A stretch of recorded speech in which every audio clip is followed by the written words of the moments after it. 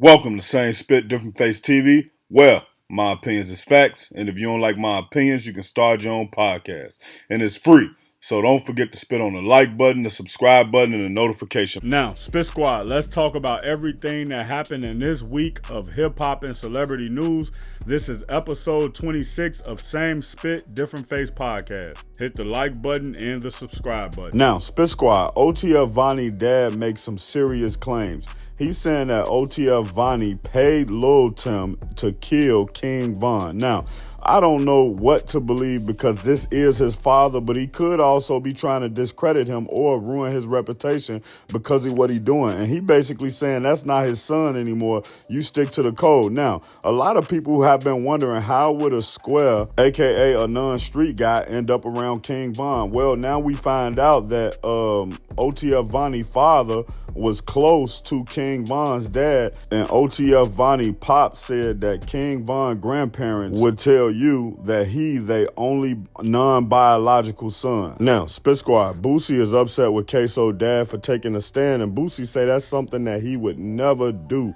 Now, when you look at Queso dad, yeah, he snitched, and yeah, he took the stand, yeah, he probably responsible for his son being in the streets, but if he didn't ask his son to do that, if he wasn't running around campaigning saying we need get back for your brother and all of that, and Queso took that upon himself, he gotta take what come with the situation. Now, his pops tried to help him. He came in after the fact, burnt the clothes, tried to help him stay out of jail, but once you caught, man, you never know what your father might do. And we got to remember that Julio Fulio was saying that his daddy had already told on somebody. So, but Queso did it here, man, and he got to live with it. Now, Spit Squad, Young Thug has done his first school appearance to talk to kids as part of his plea deal with Judge Whitaker. Now, when I look at Young Thug, man, I think he has the potential to lead this generation. He's been one of the biggest rappers in the world. He's been one of the most influential rappers in the world.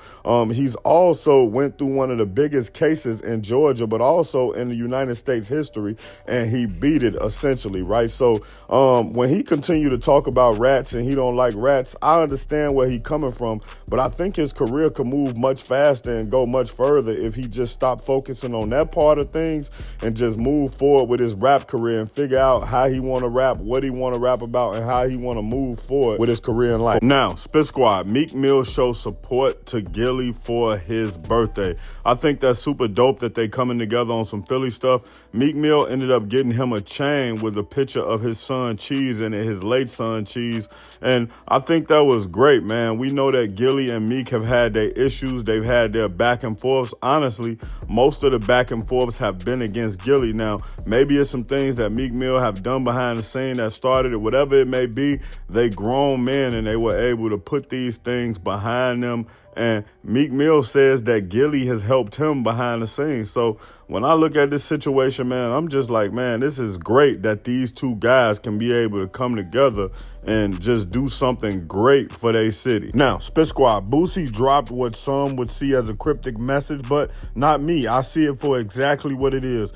Boosie will be going to federal prison for his gun charge. Now, he basically said that he took a plea deal. He said that he was tired of fighting. He said that he spoke to his people and he got everything in order. So for me, that sounds like a dog whistle for I'll be going away for a little while. Everything cool with me. I'm a gangster. I'm not upset about it. I'm not complaining. I feel like I'm railroaded, but there's no way I can beat these people. Now, if y'all don't remember, Boosie was in Cali for like a music video. It was a bunch of guns around, and the people ended up saying that one of the guns was Boosie. Now, because Boosie couldn't get it thrown out, maybe his fingerprints was on one of the guns or something like that, but he in a pickle and he got to go away. Now, Spit Squad, Dreka Gates finally files for divorce from Kevin Gates. And I'm not saying finally like I have a dog in the race, but I'm saying finally from the standpoint that a lot of people been wondering what's been going on. We've been seeing Kevin Gates run around with Brittany Griner for a while. We've been seeing him just out and about with different people doing this thing, going live. And so a lot of people been wondering like what's been going on with their situation. How is it? Do she allow this? Is this something that they talk about? Is it cool? And when you look at the situation, you say, well, what is really going on here? Because she never says much. She never talk about much. She's a part of the breadwinner gang. She actually was managing his career at one point, which I think is the peak of his career. Now, Spit Squad, Drake is being dissed by Ebro again. And Ebro basically saying that Drake isn't culture. And I don't understand how Drake isn't culture if Drake has put on so many artists and artists who were maybe on the bubble, maybe on the cusp, maybe would have got over, maybe wouldn't have. Drake has given a lot of them their only #1 hit or given a lot of them their first hit. Now, when you look at this situation, a lot of people look at Ebro because he works for Apple Music as somebody who can be influenced. The same way y'all look at Stephen A. Smith and say, yo, those white suits, those blue suits behind the scenes at ESPN always have him talking out about black people. I think that's what Ebro does. I do think he have his own opinion as well. Now, Spit Squad, Deion Sanders signs $15 million deal with Netflix, and we know that he been going through a lot. He had the stuff with his toe.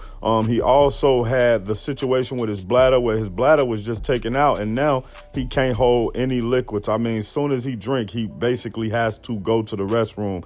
And he got a lot of little other nuances inside of there with his deal with Colorado, leaving the HBCU, which I don't agree with, but whatever, that's not what this is about. When we look at this situation, this is genius because he started having his son be a part of his media team, and his son just started documenting everything that he was doing, everything that was going on, and now they have turned that into a $15 million deal with Netflix. So salute to Deion Sanders, even though I don't agree with a lot of stuff. Now, Spit Squad, Charleston White came out in support of Queso dad snitching, and he said a very unique perspective. Now, basically he said, now, Queso, you done got yourself into this situation where you caught a body, you running from the police, and now you call your daddy to come help you out. Your daddy come burn the clothes. He helped you get away. And now they put him in this bad situation. And instead of you saying, my daddy had nothing to do with this is all about me, take me, you make your daddy sit there and he's going to become accessory after the fact. Now, my thought process to that is that his daddy should have never gotten involved in the first place and none of this would have happened. But if you're going to go through and try to do it, see it all the way through. You've been a gangster all your life. You taught your son how to be a gangster. Don't chicken out now. Now, Spit Squad, crash out of the year Soulja Boy, of the decade Soulja Boy, crash out of the century Soulja Boy was arrested for having a gun in his car. Now, do we know if that gun was his? Of course not. But when you rich like him and you got a lot of friends, you can say, hey, I don't know who was driving that car. That gun was left in my car. My friends have my car all the time. We seen NBA Youngboy do that. So possibly he can get off. But we know he's had cases. He had a domestic violence case. He ended up having to pay the assistant, allegedly the one who said that he kidnapped her and all of that stuff and he made her do things, etc., etc. Now, do I believe everything she said? No, but one thing about Soulja Boy is his name is always in some BS. It's about time for him to grow up, but also he has been very influential. Now, Spit Squad, Machine Gun Kelly is a smart guy. He got asked to be in the movie Sinners and he said he wouldn't do it because he wouldn't say the N-word, and that's smart. Why is that smart? Because a lot of times, man, you'll get in the role and you'll pick up a quick bag, or you'll do something and you'll pick up a quick bag for it, but it'll ruin your reputation moving forward. And let's not forget that Machine Gun Kelly is still a rapper, even though he done kind of switched over to the rock side a little bit.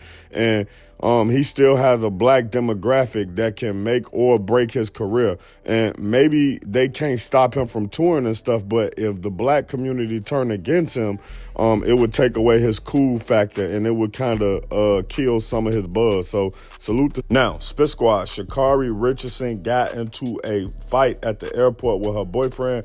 And I know a lot of y'all thinking, boyfriend? I thought she was, but maybe she not, or maybe she like both. Either way, we look at this situation, man, she has to know better than to get in a fight at the airport. She could be put on a no-fly list. She could be banned from the airport. And one thing about Sha'Carri is that she's very talented, but also at the same time, she's unaccountable for her actions.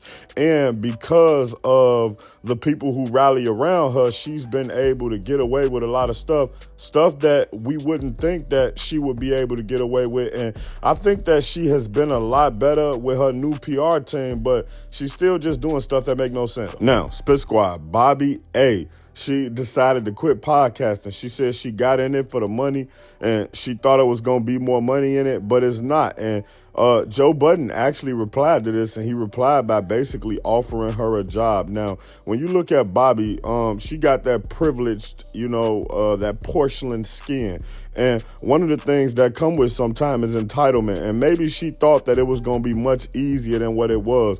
We saw her end up leaving her husband. We saw her running around with Drake. And one of the things that kind of tripped her up was the black culture made her hot, but then she started dissing people within the culture. Once they distanced themselves for her, it was over with for her career. But maybe she do bounce back with Joe Budden help. Now, Spit Squad, we have an update on the Snowfall spinoff with Leon and Wanda. And we thought it was going to take place in Africa.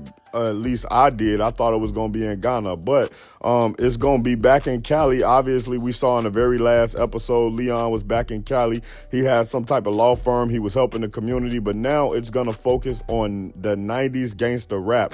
And I think this is going to be incredible because we know what came with gangster rap. Not only did it come with violence, but it came with a lot of political messages. It came with a lot of quid pro quo and stuff like that. So this should be a dope concept. Can't wait to see how it play out. And another thing y'all got to pay attention to is we have a possibility of actually seeing Franklin come back. Now, Spit Squad, it's a dope story that's floating around now. We all know who Aaliyah, the singer, is, famous for her song 4-Page Letter, I Miss You, I Care For You, Rock the Boat, so forth and so on, right? She died in a plane crash. And when she died, the label allegedly was supposed to pay for her funeral. And at the last minute, it's being said that the label snatched out of her funeral. Now, some of the possibilities could be that maybe whoever was throwing the funeral was making the budget super expensive and absorbent. But anyway, shout out to Maxwell, man. He stepped in and he paid the funeral quietly and never asked for any praise, never went on TV or in a music video and talked about it. Salute the bro. Now, Spit Squad, Gazelle Maxwell or G Maxwell wanted to speak out and let everybody know that if anything happened to her, she didn't do it. Now, she has agreed to testify or cooperate just like Jeffrey Epstein did. And we understand what happened to Jeffrey Epstein. He is no longer with us. So with her agreeing to testify, they actually ended up moving her to a whole nother prison. And if I'm not mistaken, it's in Texas. And what's the significance of that? Well, if she is in New York and all these powerful people in New York and they know the prison guards, they know the warden, they know this person, that person, it's a possibility they could try to get her knocked off. But if she moved to Texas, maybe we can keep her safe until she can talk. Hip.